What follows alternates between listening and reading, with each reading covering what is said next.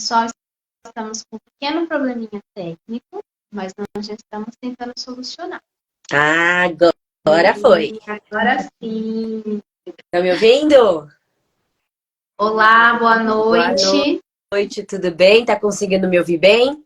Sim, estou Então tá sim. joia. Quero começar agradecendo mais uma vez você, Roberta, que está aqui fazendo parte, né, contribuindo com a gente. Roberta, não sei se todo mundo sabe, mas Roberta é fisioterapeuta. E hoje nós vamos falar um pouquinho sobre o tema da palmilha funcional na T21. Então, Roberta, fique à vontade se você quiser se apresentar um pouquinho mais. Tá joia. Eu sou, para quem não me conhece, eu sou Roberta Mostacchi. Eu trabalho com a T21 há 22 anos, é bastante tempo.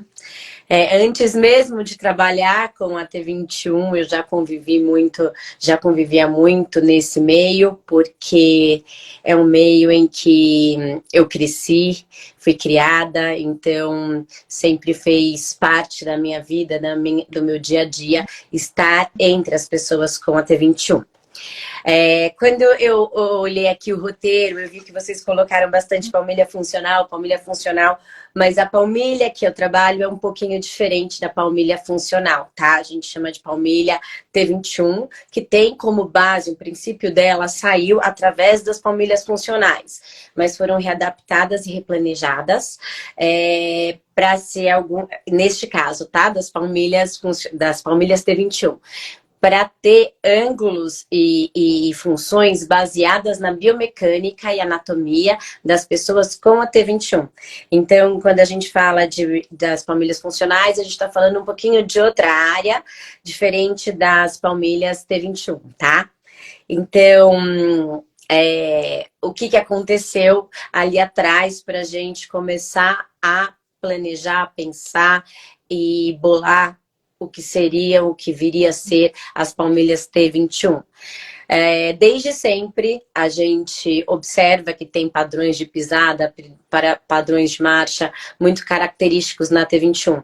Então, antes a gente usava palmilhas funcionais comuns, que a gente usava um parâmetro médio para todas as crianças sem critérios específicos, porque a gente via que tinha alguma questão ali, mas a gente nunca tinha parado para calcular eixo, para calcular carga, para calcular a biomecânica, tudo.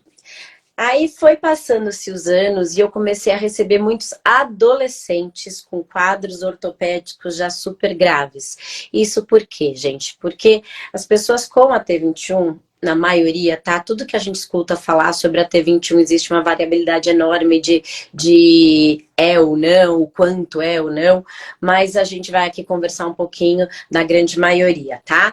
Então, a grande maioria tem uma tolerância maior à dor. Então, são pessoas, crianças, adultos, jovens, idosos, pouco queixosos, que não reclamam tanto de dor, não reclamam tanto. E isso mascara algumas coisas, principalmente quando a gente espera que a pessoa relate dor para a gente investigar o que está acontecendo. Então, começaram a chegar adolescentes para mim com quadros tão avançados, já com cirurgias marcadas e já estava numa situação tão avançada que muitas vezes a gente não conseguia nem mesmo fugir da cirurgia, mesmo através da fisioterapia de rotina, porque a gente usa muito fortalecimento e exercícios para tentar minimizar efeitos da frouxidão ligamentar, da hipotonia, para fazer um trabalho preventivo, tá? De quadros ortopédicos. E eu falei, gente, tem uma bola sendo comida ali atrás e ninguém tá vendo, ninguém tá fazendo nada, a gente não pode deixar essa situação chegar nesse ponto. Foi quando eu falei, não, pera, eu vou ter que estudar isso. O meu TCC lá atrás já foi sobre pé, eu sempre tive uma quedinha por pé, tá? Eu acho aquela biomecânica, a função, tudo eu acho uma coisa muito legal, muito mágica, eu acho muito encantador a relação dessa base com o resto do corpo, todos. E lá atrás, quando eu tinha, sei lá, 20, 19 anos, eu fiz uma tese sobre parâmetros de dorsiflexão em pés de lactentes com T21. Então, eu peguei um grupo enorme e comecei a mensurar o tanto de dorsiflexão que eu conseguia medir ali porque é um dos pontos que durante a avaliação a gente consegue mensurar o quanto de hipotonia e frouxidão ligamentar tem nessa criança, que às vezes quando você pega um recém-nascido não é tão visível, tá? Essas questões como nessas duas articulações, punho e tornozelo. E aí eu comecei a estudar mais um pouco a respeito, fui estudar sobre palmilhas funcionais, fui estudar sobre biomecânica, obviamente sempre estudei muito sobre a T21, eu falo que eu sou da 17ª turma de especialização, eu fiz 17 vezes o curso de especialização em T21, porque todo fim de semana eu tô lá no curso de especialização, ouvindo um pouco mais, aprendendo um pouco mais, e aí eu falei, não, peraí, vamos fazer alguma coisa. E aí foi quando a gente criou essas palmilhas T21, que eu prefiro chamar assim, que são palmilhas funcionais T21. Então, essa diferença um pouquinho da função e da nomenclatura. Muito, muito interessante, né? Muito gostoso ouvir você falando. Dá para ver o quanto você gosta disso, o quanto você dedica a isso, né? Então, para quem está nos assistindo conseguir entender um pouquinho mais, você pode falar para a gente por que a palmilha foi criada? A palmilha foi criada com a intenção de alinhamento postural, com a intenção final de prevenção de quadros ortopédicos, tá? Então, a gente sabe que ângulos de tibiotársicas é diferente, a gente sabe que acontece coisas em joelho relacionadas a joelhos antis ou arqueados, que a gente sabe que existe a instabilidade patelar, a gente sabe que existe a subluxação e a luxação do quadril com uma incidência maior na T21, e a gente sabe que tudo isso é gerado pelo desalinhamento biomecânico.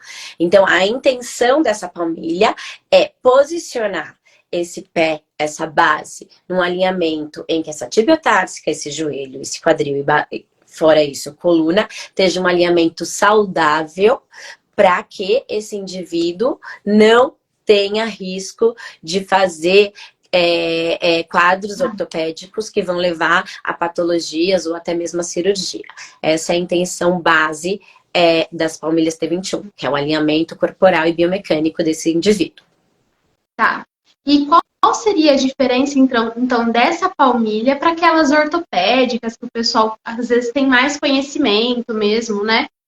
As palmilhas ortopédicas, para você trabalhar com palmilhas, você tem que conhecer muito ângulos, biomecânica e função, tanto da marcha, quanto do joelho, quanto da articulação do tornozelo, quanto as funções do tarso, quanto as funções das falanges, do metatarso,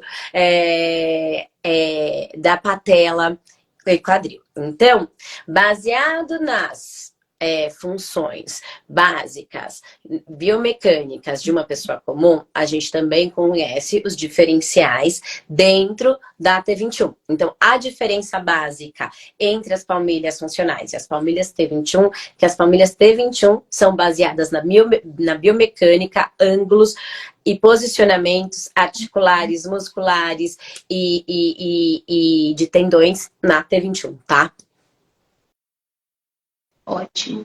Já que você falou que para a gente entender de palmilha, né, para quem trabalha de palmilha, precisa entender da biomecânica, você poderia falar que a gente tem bastante profissional que nos acompanha, né, além de famílias. Então, você poderia falar um pouquinho como que é a biomecânica aí do pé, da patela, das crianças com T21, adolescentes? Vamos começar de cima para baixo ou de baixo para cima? Você vamos que começar manda. pelo quadril, tá? O quadril que muita gente chama de bacia, que muita gente chama de pelve, são dois ossos que se fundem na região do períneo. E o que é importante para a gente aqui quando a gente fala de pisada? Existe a fossa do acetábulo, que são dois buraquinhos que ficam na região do quadril. E essa fossa, normalmente, a maioria das pessoas, comum, nasce ela rasa, principalmente na T21. E essa fossa, onde se encaixa a cabeça do fêmur, o fêmur é um osso longo, onde tem epífise ósseas, epífises é onde o osso cresce, tá? E esse fêmur tem uma rotaçãozinha com uma cabeça dele, que é onde se encaixa nessa fossa do acetábulo. E para essa fossa ficar bem formada, não ser rasa, a gente tem alguns cuidados, desde posicionamento até evitar espacate, sentar em W, tudo. E essa fossa a gente começa a formar muito bem quando a gente começa a fazer a bipedestação, quando a criança começa a ficar em pé. Por isso, a partir dos 9 meses, a gente já começa a fazer exercícios que vão fazer com que esse fêmur e essa fossa do acetábulo fiquem bem encaixadas e ela comece a se formar. Então, a gente tem que focar em não deixar ela rasa e não fazer movimentos onde vão fazer desgaste nessa fossa para evitar luxação e subluxação de quadril, tá? O exame de ultrassom de quadril é um exame de rotina que se faz antes dos 2 anos. Depois dos 2 anos, tem que ser raio-x, a gente já não consegue mais fazer ultrassom. Por isso que é importante, quem acompanha as pessoas com a T21, fazer esse exame de forma precoce para evitar radiação na nossa galera, porque às vezes a gente vai precisar desse raio-x para fazer inúmeros outros exames. Então, quanto mais a gente conseguir poupar e evitar exames que vão gerar um acúmulo de qualquer questão que possa vir com o tempo a prejudicar, a gente faz, tá? Então, antes dos 2 anos, a gente consegue fazer o ultrassom, depois, não chega nem a 2 anos, tá? Quando já tá chegando 2 anos, a gente já vai pro raio-x, então é bem precoce, onde a gente consegue fazer o ultrassom. E depois dos 2 anos, raio-x. Vamos descer mais um pouco, vamos falar da patela e do osso do fêmur, onde que encaixa com a fíbula e com a tíbia, que são os 2 ossos da canela, que é a parte inferior da perna. A patela é um ossinho que ele fica ali encaixado na frente desses 3 ossos e que ele tem a função de rondanha, tá? De chute. Então, essa patela, quando a gente não tem força de musculatura de quadríceps, essa patela pode ocorrer uma movimentação ampla, por isso que todos os físios que trabalham com pessoas com a T21 estão sempre ali, analisando e avaliando essa patela, vendo a mobilidade dela. É muito comum, tá, na T21, quando a criança tá às vezes com algum quadro que vai entrar em quadro de doença, ou até mesmo nervosa, tudo. Tem algumas crianças que fazem essa subluxação voluntária, que é muito importante a gente estar atento a isso. E descendo mais um pouco, a gente tem a articulação tibiotársica, que é onde tem o calcânio, tibifíbula, que é muitas vezes pela hipotonia e pela carga, a gente tem esse deslize. Normalmente ele vai para a lateral externa e o pé é dividido em 3 porções: antepé, médio pé, retropé. O antepé é a parte da frente, onde tem as falanges e os metatarsos. O médio pé é onde tem a região ali da abóboda, do arco plantar. E a região do calcânio, que é onde a gente, em pessoas comuns, acha muitas faceites, tudo. É onde a gente tem também aquele deslize. Então, a gente também fica bastante atento nessa parte anatômica. Um deslize ali, nessa infraestrutura de pelve, joelho, fêmur, tíbia, calcânio e pé, a gente pode desequilibrar uma pessoa inteira, tá? Por isso, não dá para errar com o pé, nem com a parte ortopédica. Você falou no início que gosta muito de pé, né? Que você sempre gostou de observar, você gosta da biomecânica. E eu acho que quando as famílias pensam em, preciso colocar alguma palmilha, eu acho que eles mais observam realmente o pezinho mais plano, né? Eles falam, o pezinho é chato.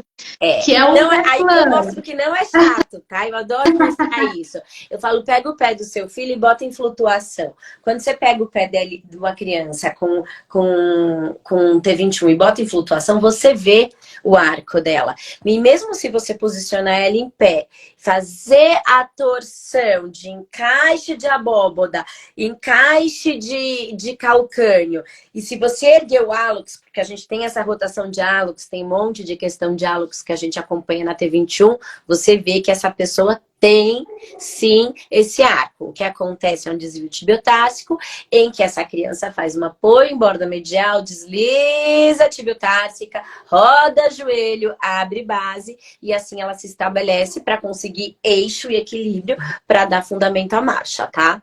Então a criança se adapta da melhor forma possível para ela, para conseguir uma independência para uma marcha.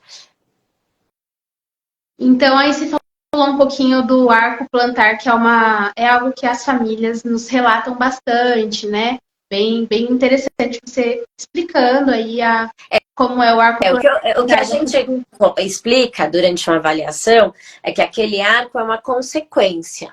Não é uma patologia. Então, ele é visível ali, às vezes faz até camada de gordura na porção, tá? Que eu até brinco, essa gordurinha aqui, sabe? Que a gente tem que botar no lugar. Muitas vezes a gente vê até aqueles pontos de gorduras bem localizados, que a gente vê muito comum em pé de idoso, a gente vê até em criança. Então, é uma consequência. Mas anatomicamente, biomecanicamente e funcionalmente, esse pé é um pé saudável, tá? Então, que ele se molda, se acopla e aí ele despenca por questões já ligadas à hipotonia e frouxidão ligamentar. Todas as bases que a gente tem aí tá relacionadas diretamente a, como a maioria das questões, tá? Até cardiorrespiratório, tudo na T21 tá muito direcionado, muito linkada com a hipotonia e com a frouxidão ligamentar. Então, a gente tem que ficar bem atento a isso para fazer essa biomecânica funcionar de forma saudável. Isso que você acabou de falar é exatamente a próxima perguntinha que eu ia te fazer, que era em relação a qual era a influência dos pés nos membros inferiores e coluna de uma pessoa com T21. Tá. Na verdade, quando a gente fala da influência dos pés em relação a membros inferiores e colunas, a gente vai falar não só da T21, a gente vai falar de todas as pessoas do planeta, tá? O pé, ele tem a função de dar equilíbrio, ele tem a função de fazer o amortecimento, ele faz a função de alinhamento, ele faz a função da marcha. Então, uma desalinhada ali vai fazendo um efeito cascata ao contrário. Então, a função do pé é uma função muito importante, porque é a partir do pé que você tem o equilíbrio para as funções em bipedestação, tá? Isso não vale só para T21, tá? Isso vale para todo mundo. Tá.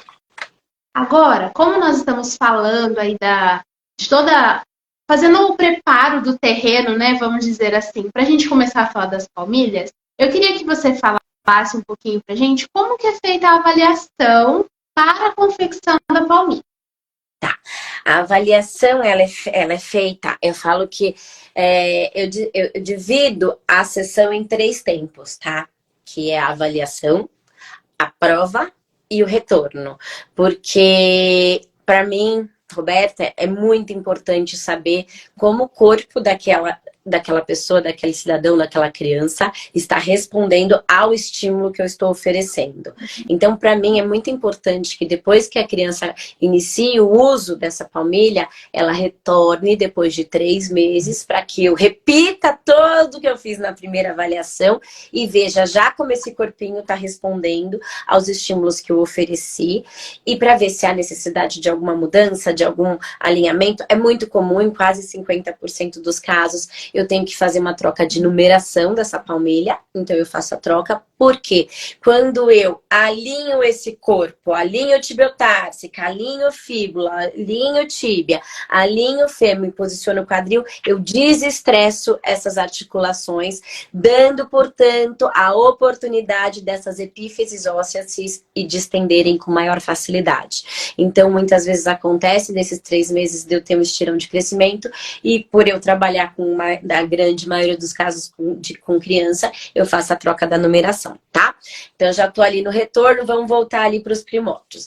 Então, a criança chega, eu faço todos os testes articulares dessa criança, eu vejo se não tem calo nesse pé, porque calo nesse pé fala muito comigo, e criança tá sem calo, sim, principalmente na T21, a gente acha no primeiro metatarso, hálux lateral, essa unha chega a rodar para borda medial, tá? Então, eu faço uma análise tátil, eu vejo como tá essa articulação do tornozelo, eu faço o teste de instabilidade patelar e eu faço os testes de rotação e posicionamento de fêmur para saber como estão essas articulações, o quão saudável ela tá. Faço teste de equilíbrio também e teste de musculatura. Eu avalio como tá essa situação tônica dessa criança. Depois disso, eu mapeio esse pé, então eu mapeio a anatomia desse pé e pontos de pressão, ou seja, onde está esse arco plantar, se ele é anterior, se ele é mediano, se ele é posterior, porque todo arco postural é um arco único, tem pessoas que têm mais largo, mais estreito, mais para frente, mais para trás, e eu preciso saber onde está a anatomia desse pé, porque eu preciso posicionar essa peça na posição exata para esta criança, por isso que é uma coisa que é única e pessoal e particular. Eu preciso saber quanto essa pessoa pesa, porque eu preciso calcular o short das peças que eu vou usar para saber o tempo de sustentação. Então, eu mapeio essa pisada, depois eu mapeio ângulos. Então, eu escaneio essa criança, eu uso alguns softwares fora exame visual também. Então, eu mapeio frente, verso, um lado e o outro dessa articulação de membros inferiores e vejo como está também o posicionamento desse pé e esses ângulos para saber o quanto eu posso rodar, quanto ângulo. Então, existem pés, existem um padrão de pé, ok, na T21, mas o ângulo do seu pé não é igual ao ângulo do meu pé. Então, eu preciso saber isso de forma precisa para saber o quanto eu posso mexer no seu pé, que é diferente do quanto eu posso mexer no meu pé, tá? Aí depois disso eu faço análise de marcha também, marcha de frente, marcha atrás, marcha de um lado, marcha do outro, para saber como esse quadril se comporta, como essa coluna se comporta, como esse tronco se comporta, como esse joelho se comporta, como essa tibia tarsica se comporta, se esse pé roda para frente, se esse pé roda para fora, se esse joelho faz o X, se esse joelho faz o arco. E aí, baseado nisso, que eu também uso software, agora eu falei que eu não confio mais no computador, né? Que eu não uso só um, comprei dois. Então eu junto os dois, faço análise física, junto os dois e tiro a conclusão. Porque eu não gosto de variável. Eu falo que meu ascendente virgem me deixa meio louca, sabe? Então eu pego o mesmo padrão de fabricantes diferentes e analiso da mesma forma para ver o quão tá certo aquele ângulo, porque eu não aceito muito bem erro. E aí, não é nada fácil a vida de fisioterapeuta, né? Nisso, a gente também calcula a numeração dessas crianças, porque é muito comum eu pegar um sapatinho outro um pouquinho mais apertado, porque eles fazem o dedo engarrar com muita facilidade, as mães apertam, tem espaço. Na hora que você tira a família dentro do sapato, que bota embaixo do sapato, você vê que esse sapato às vezes tá apertado, então a gente tem que calcular um tamanho onde esse pé vai estar confortável dentro. E aí, vem meu lado infantil, a gente escolhe as coberturas da família, que tem um monte de todas as estampas, todas as coisas que eu adoro, que é a parte que a criança vai também escolher ali o que vai estar no sapato dela. Essa palmilha tem que caber em todos os sapatos. A prova, depois que essa palmilha está confeccionada, a gente marca a prova. Essa criança vem, aí é super rapidinho. A gente explica para a mãe como põe dentro do sapato, como cuida, o tempo de uso, como limpa, como tudo.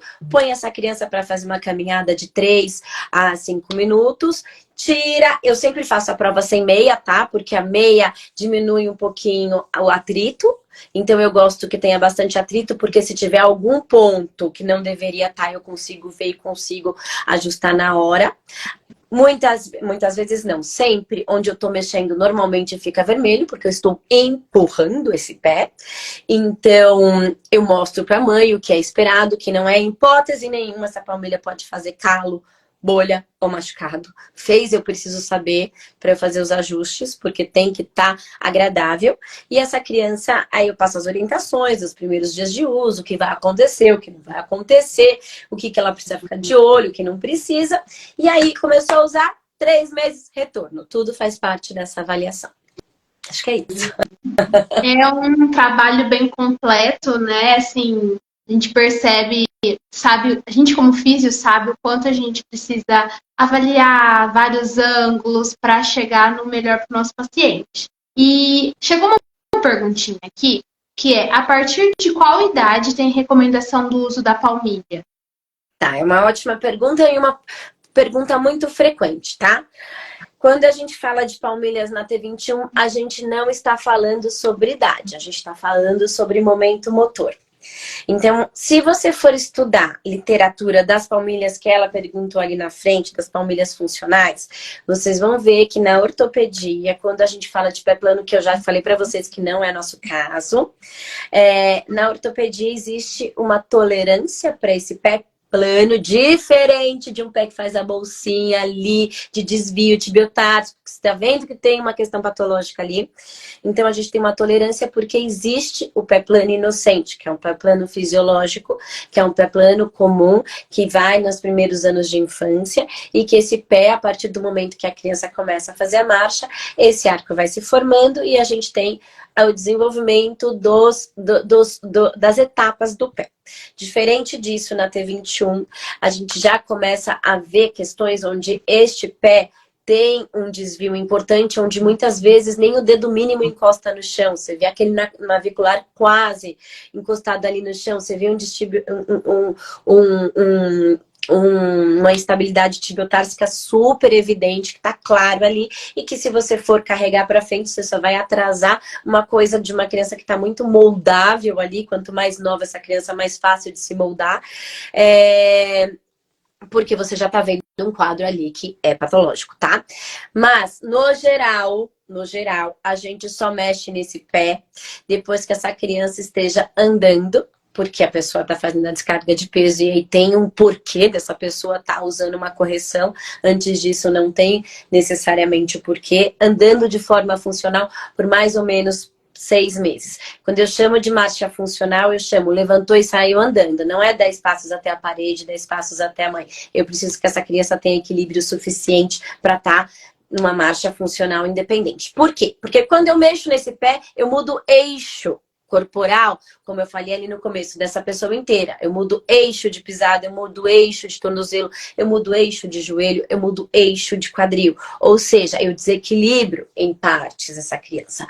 Mas, então a gente tem esse padrão que não é muito relativo à idade, que é relativo ao momento motor, mas existem casos, eu até tenho alguns materiais, que no começo foi uma mãe que abriu essa oportunidade e essa possibilidade comigo. Hoje em dia eu já tenho uma lista de casos parecida com esses, em que a criança não está andando porque esse pé não está permitindo que essa criança ande. Onde o desvio tibiotársico é tão importante que essa criança não tem base para se manter em bipedestação. Nesses casos, que eu chamo de intervenção precoce, a gente faz essa palmilha de forma adiantada para dar base para essa criança ter pisado e conseguir andar. São alguns casos, não é comum, tá? E a gente só faz para os pés que estão pedindo assim. Você olha pro pé e fala, esse pé tá pedindo socorro, se eu não ajudar essa criança a ficar em pé, obviamente não vai conseguir andar tão fácil. Então, nesses casos,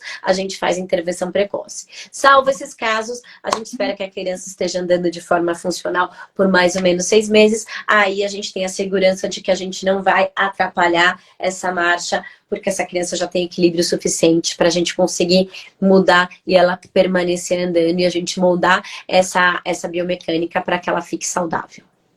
Entendi.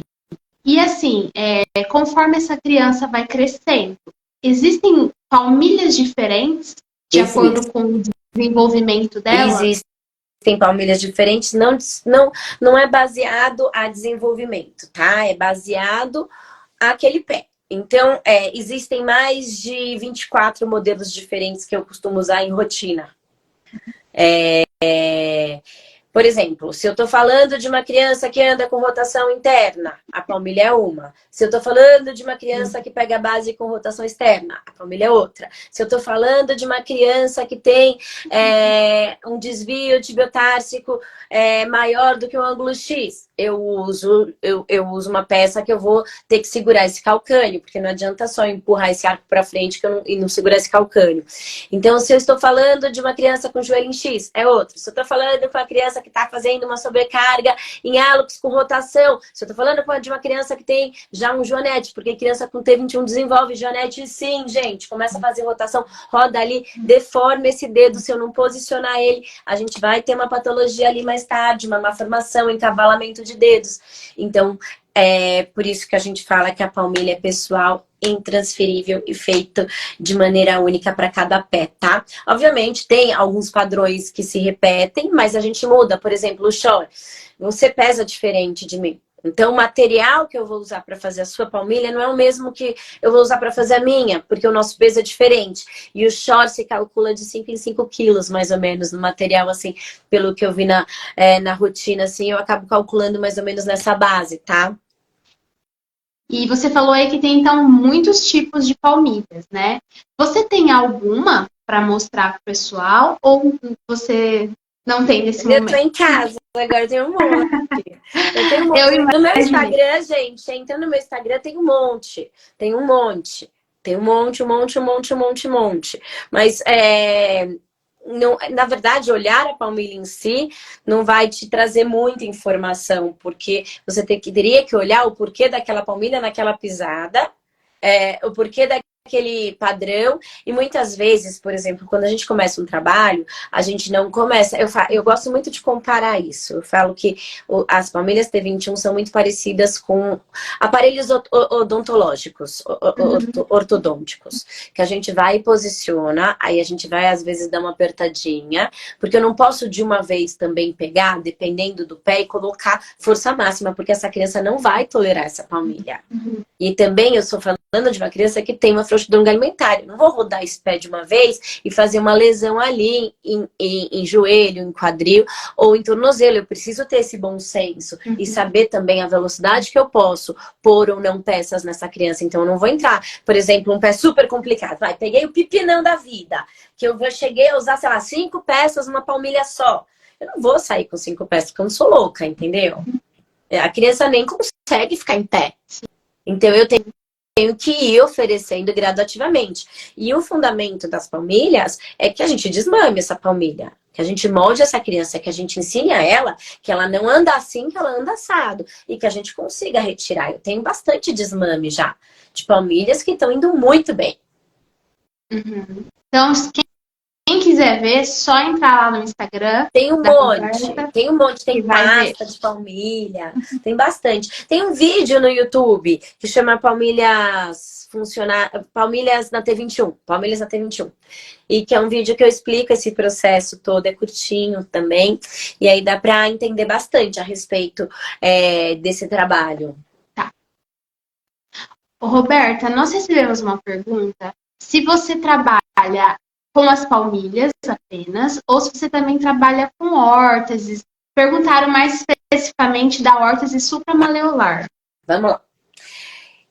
Vamos começar a falar que todas as regras existem exceções, tá? Todas.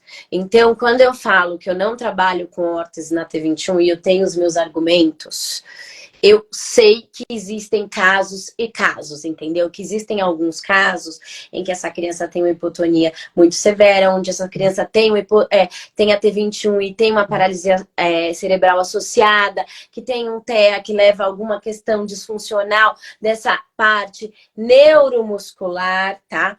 Mas aqui vamos voltar para as pessoas com a T21 ponto um pouco.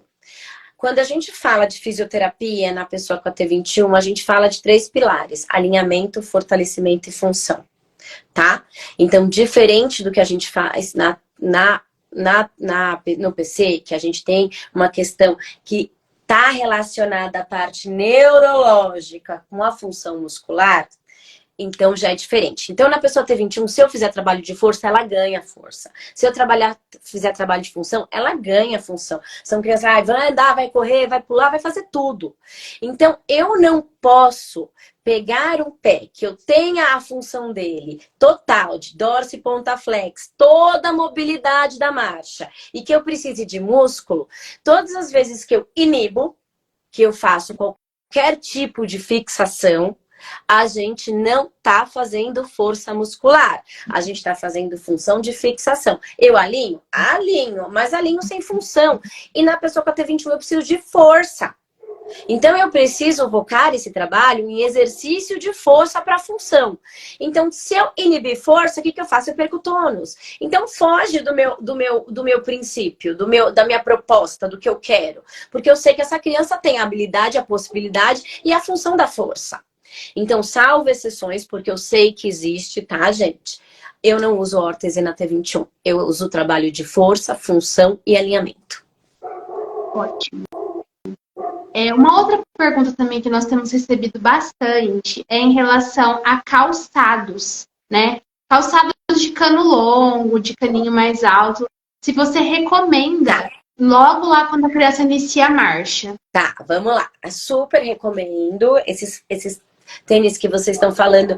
Tem alguns de mercado aí que eu acho péssimos, que eu acho que é caro, dissolve, descostura, língua engruvinha, descola. Então, eu acho que a gente tem que escolher tênis pela funcionabilidade, não pela marca, tá? Então, o tênis tem que ter o contraforte. O contraforte é a parte lateral, é a parte do calcânio rígido. E tem que ter a sola com mobilidade dessa criança fazer a meia ponta. Ou seja, cano alto que pega malelo. Malelo é esse ossinho aqui, ó, gente. Esse ossinho aqui. Então, abraçar esse ossinho e ter uma resistência. Na hora que você aperta o tênis, a parte de trás, a parte onde encaixa o pé, ele não pode ser mole a ponto de desmontar.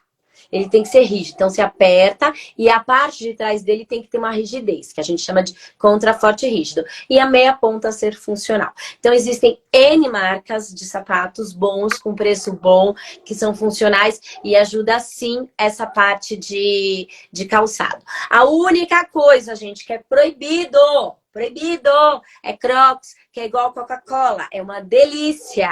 É uma delícia. Mas só faz mal? Pronto, é Crocs.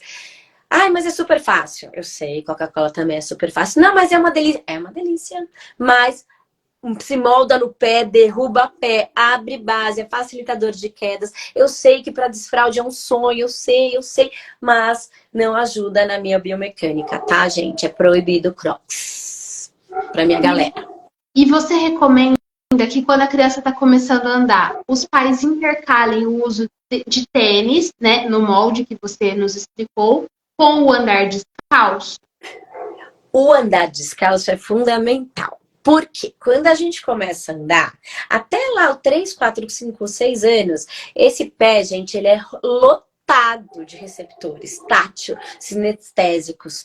Esses receptores cutâneos estão ali fazendo um trabalho de formação de esquema imagem corporal, sinestésico, que são fundamentais. Então, pisar no chão áspero, pisar no chão gelado, pisar no chão numa grama, numa areia, eles são muito importantes. Então, eu falo que o bom senso, não nem tanto ao céu, nem tanto à terra. Eu falo que quando tá na física, fazendo exercício de marcha, fazendo uma esteira, usar o tênis. Quando tá na escola, todas as crianças usam tênis, então ele vai usar tênis também, porque a gente também tá fazendo uma adequação dessa pessoa à rotina igual todas as crianças. Então, meu filho vai pensar, mas ele não gosta de usar tênis. Eu falei, tá todo mundo de tênis? Ele tá de tênis também. Ele é igual a todo mundo, ele não é café com leite, ele não tem que ser, mas ele não quer, mas porque não é todo mundo que gosta, mas na escola, todo mundo tem, ele tá de tênis. Tá em casa, tá gostoso? Agora sim, se eu tiver que escolher entre usar aquelas meinhas antiderrapantes, sabe? Que não dá propriocepção, e usar um calçado adequado, aí eu vou para um calçado adequado. Que aí eu vou com um calçado que vai manter um alinhamento tibiotársico e vai me dar função. Agora o descalço não deixa de ser importante, tá? É muito importante. A gente está falando bastante lá da fase inicial, quando a criança começa a andar. Mas se a gente pensar numa criança um pouquinho mais velha, vamos supor uma criança de 7 anos. A palmilha também é recomendada? A Ela, palmilha, mesmo 7 começando anos não de é forma porque é um pouquinho tardia? mais velha, tá? 7 anos continua sendo uma idade ótima. A gente consegue resultados muito bons mesmo. Normalmente, onde a gente dá uma batida, assim, que a gente tem um pouquinho mais de dificuldade do desmame, é já na puberdade, na adolescência, tá? Então, não é tão fácil esse molde, esse desmame, quanto a gente consegue com 7, com 5, com 3, com 4. Então, eu falo que tem uma frase do Dr. Zé que eu gosto muito, que é, né, nunca é tarde, sempre é cedo, sabe? Sempre dá para se fazer alguma coisa. Então, eu tenho trabalhos com adultos com a T21. Então, até, às vezes, adultos, a parte boa é que a gente não tem que ficar trocando a numeração. Então, eu consigo usar um material, às vezes, até mais duradouro, às vezes um pouquinho mais rígido, e aí a gente faz uma palmilha que dura muito mais tempo, e aí a gente mantém esse alinhamento postural, até a galera que hoje em dia a gente já tem bastante gente que está se animando para entrar para o esporte, para fazer uma academia, uma caminhada, e então, para isso, ter um alinhamento dessa tibiotársca, desse joelho, desse quadril, deixando esse corpo saudável e fazendo trabalhos de prevenções, mas muitas vezes a gente não consegue ir até o final e fazer o desmame quando é adulto. Idosos, vamos falar de idosos. Nossa, porque eu tenho uma tia, eu tenho uma sobrinha, eu tenho uma amiga da minha vizinha que já tem 50, 60 anos. É possível? Nesses casos, o trabalho já é um pouco diferente, tá? Porque quando a gente fala de idoso, a gente tem que tomar muito cuidado quando a gente mexe nesse equilíbrio. Então, a gente acaba usando muito mais conforto e adequação de uma forma um pouquinho mais homeopática do que uma tentativa de alinhamento com mudança de eixo dessa pessoa que está há 50, 60 anos usando aquela postura, tá funcional, e a gente só está fazendo um trabalho de prevenção de dor. E é possível também, mas nesse caso a gente não vai correr atrás de uma formação de arco, por exemplo, entendeu? A gente vai correr atrás de um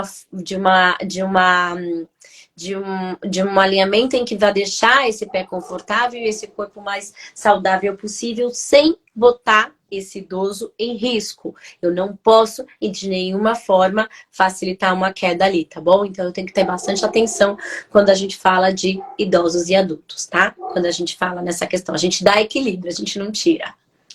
Então, a palmilha pode ser usada em qualquer idade, Qualquer idade. desde que com segurança, né? A gente tem Isso, e respeitando os observado. padrões daquela pisada, daquela idade, daquele equilíbrio. O que você quer com essa palmilha?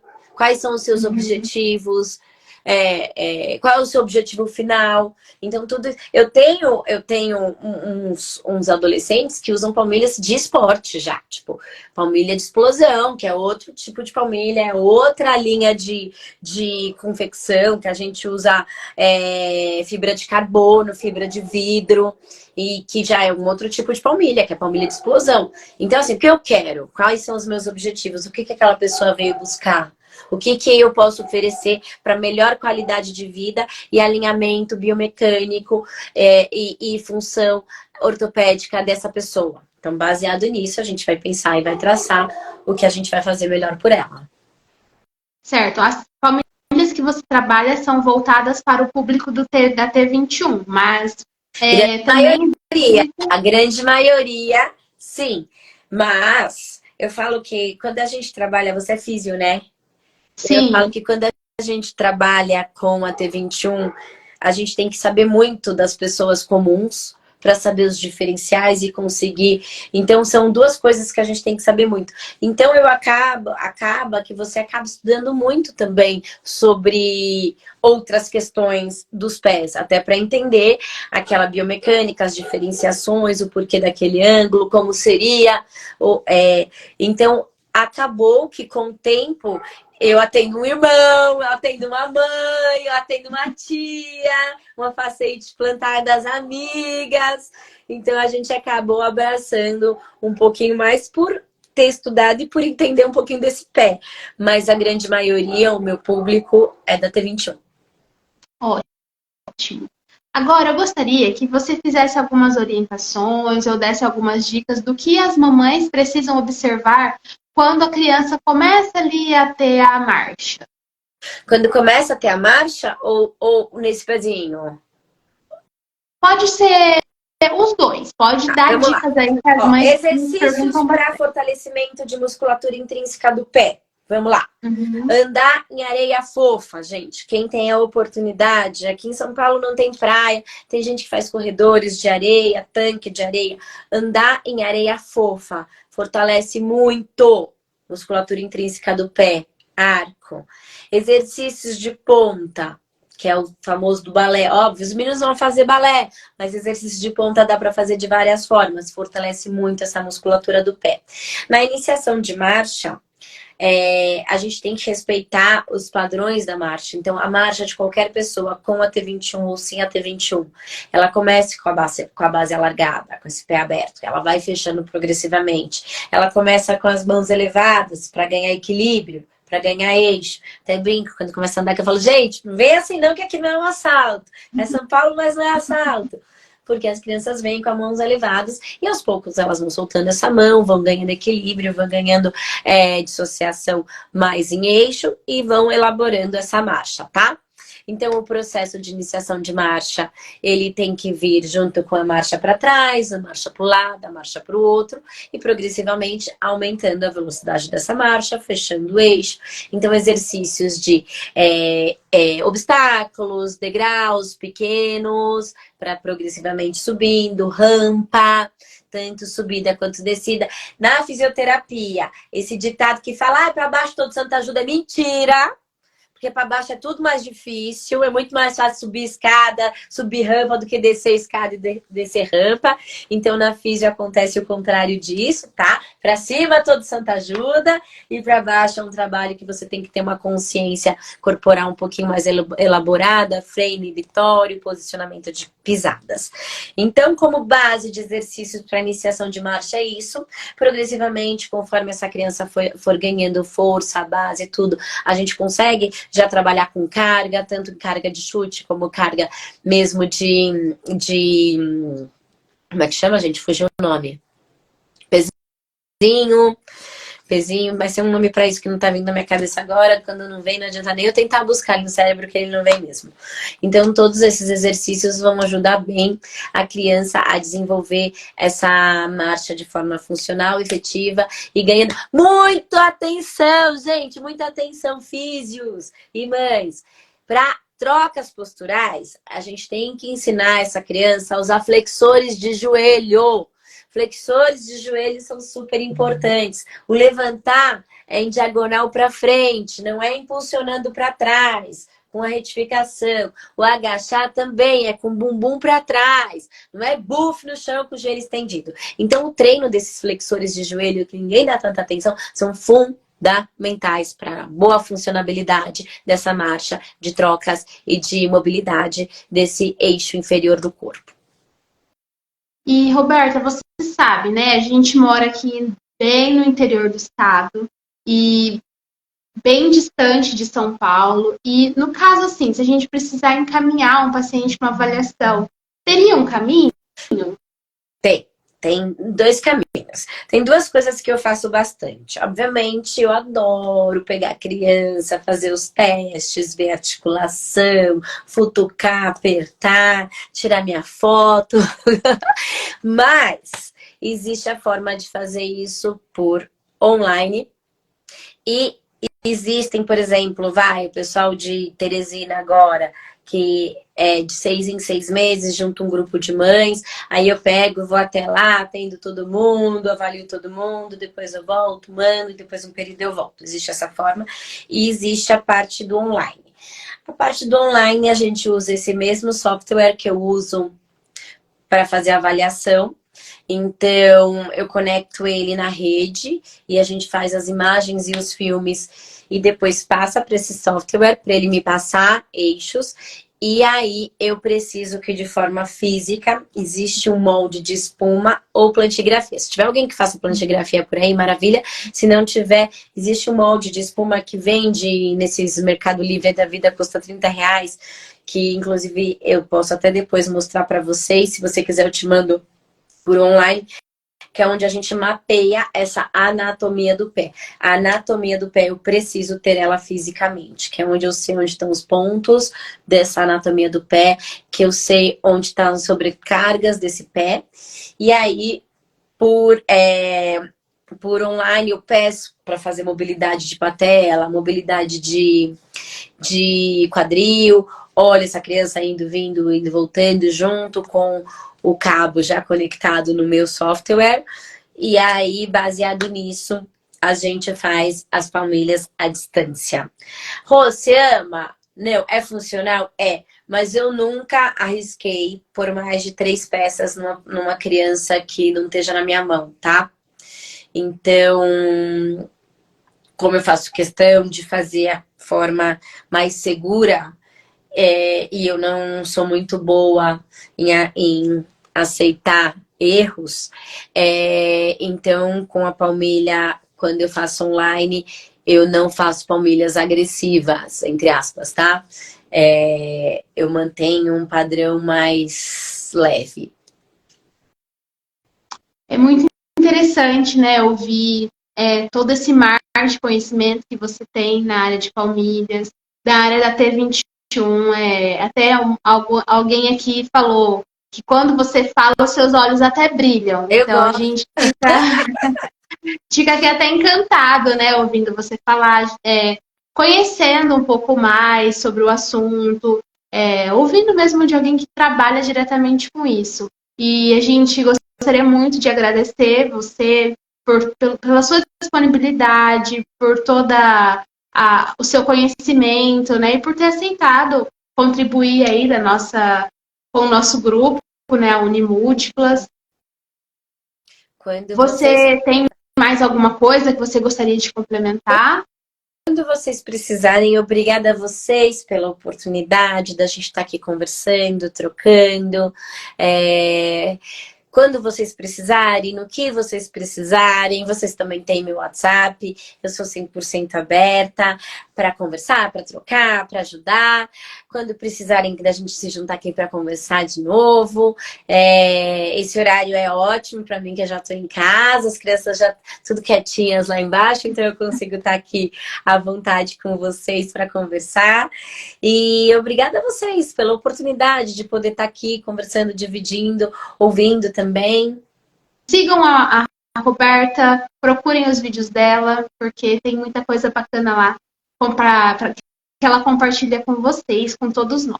Roberta, mais uma vez, muito obrigada, viu? A vocês aí da Unimúltiplas, pela oportunidade, por dividir esse momento, e a gente vai se falando. Então tá bom. Gente, fica com Deus. Tchau. Tchau.